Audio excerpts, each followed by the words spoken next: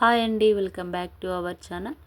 ఈరోజు మంచిగా కమ్మటి మసాలా గ్రేవీతో ఉండే చిక్కటి కర్రీ చేస్తున్నాను. అది ఏంటంటే బఠానీ అలాగే ఆలు. ఇది కుర్మానా లేదా కర్రీనా ఏంటో మీరే చెప్పండి. టేస్ట్ మాత్రం చాలా బాగా వచ్చింది. ఇలా బఠానీస్ తీసుకున్నాను నేను. పచ్చి బఠానీలు తీసుకొని ఇలా గిన్నెలో వేసుకొని, ఇవి బేబీ ఆలు ఉంటాయి కదా, వాటిని తీసుకున్నానండి. మీకు కావాలనుకుంటే పెద్ద ఆలు అయినా తీసుకోండి. నా దగ్గర చిన్న ఆలు ఉన్నాయి. వాటిని తీసుకొని ఇలా ఒక గిన్నెలో వేసుకొని వాటర్ వేసి సాల్ట్ పసుపు వేసి వాటిని ఉడకబెట్టుకోవాలి.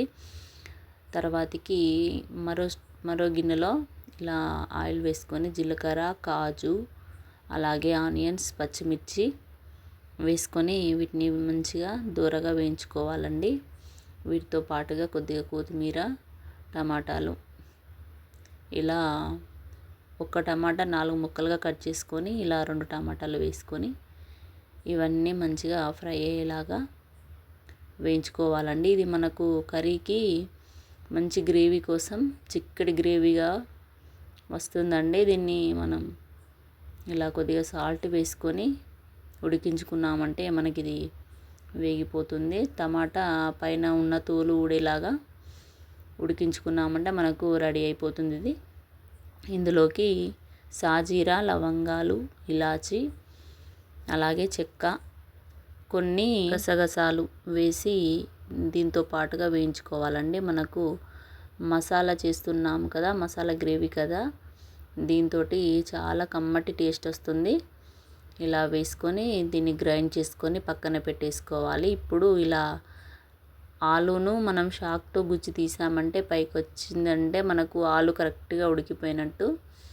దాదాపుగా 90% ఉడకాలండి. అట్లా ఉడికితేనే మనకు కర్రీలోకి ఇట్లా స్మాష్ చేసుకొని తినడానికి బాగుంటుంది. నేను ఈ ఆలును ఇలా ఉడకపెట్టుకొని వాటిని పొట్టు తీసేసి రెడీగా చేసుకుంటాను. మీకు కావాలనుకుంటే పెద్ద ఆలు ఉంది, చిన్న ఆలుగడ్డలు లేవు అనుకుంటే పెద్ద ఆలులైనా 4 ముక్కలు చేసుకొని బాయిల్డ్ చేసుకోండి. ఇలా నేను తీసి వాటిని పక్కకు పెట్టుకున్నాను. అదే గిన్నెలోకి మరి కొద్దిగా ఆయిల్ వేసి జీలకర్ర వేసుకొని, అలాగే పచ్చిమిర్చి, చిన్నగా తురుముకున్న ఆనియన్స్ వేసుకొని వాటిని మంచిగా వేయించుకోవాలండి. ఇవి వేగిన తర్వాతకి ఇందులోకి కొద్దిగా అల్లమును అలాగే పసుపుని వేసి కూడా అల్లం పచ్చివాసన పోయేలాగా వేయించుకోవాలండి. ఇది హోటల్లో దొరికేటువంటి చిక్కటి కర్రీ గ్రేవీ అండి. చాలా బాగుంటుంది. తప్పకుండా ట్రై చేయండి. చాలా టేస్ట్గా వచ్చింది. మనం ముందుగా ఇది మిక్సీ పట్టి పెట్టుకున్నాం కదా జీడిపప్పు మిశ్రమాన్ని, అందులోకి కొద్దిగా వాటర్ యాడ్ చేసి కలుపుకోవాలండి. మనం ఇది ఎలాగో ఆయిల్లో మనం ఉడికించుకున్నాం కాబట్టి ఇది పచ్చి వాసన అనేది ఏముండదు.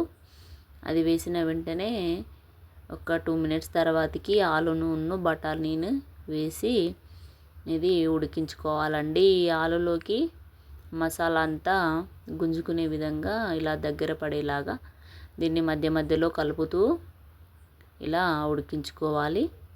ఇప్పుడు మనకు రుచికి సరిపడా కారం, అలాగే ఉప్పు, అలాగే ధనియా పౌడర్, అంతేనండి. మసాలాలు మాత్రం ఎక్కువ వేసుకోకూడదు. మనం స్టార్టింగ్లో టమాటాలో వేసుకున్నాం కదా, అవే సరిపోతుంది. ఒక ధనియా పౌడర్ వేసుకుంటే చాలండి. నేను ఒక ధనియా పౌడర్ మాత్రమే వేసాను. ఇలా వేసి ఒకసారి ఇది కలుపుకొని మూత పెట్టేసుకొని ఒక 5 మినిట్స్ తర్వాతకి చూసామంటే చూడండి, పైన ఆయిల్ మొత్తం ఇలా తేలింది కదా, ఇది దగ్గర పడింది, రెడీ అయిపోయినట్టే. ఇప్పుడు కొద్దిగా కసూరి మేతి అలాగే కొత్తిమీరను వేసుకొని కలుపుకొని దించుకున్నామంటే మనకు బఠానీ ఆలు కర్రీ రెడీ అయిపోయినట్టే. ఇక్కడ ఈ టైంలోనే కొత్తిమీర వేసుకున్న ప్లేస్లోనే 1 కప్పు పెరుగు వేసుకున్నా కూడా చాలా కమ్మగా ఉంటుందండి.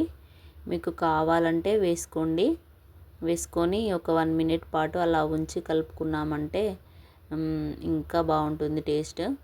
నా దగ్గర పెరుగు లేక నేను ఆగేసాను. మీకు కావాలంటే వేసుకోండి. దహి ఆలు కుర్మా అయిపోతుంది పెరిగేసుకుంటే.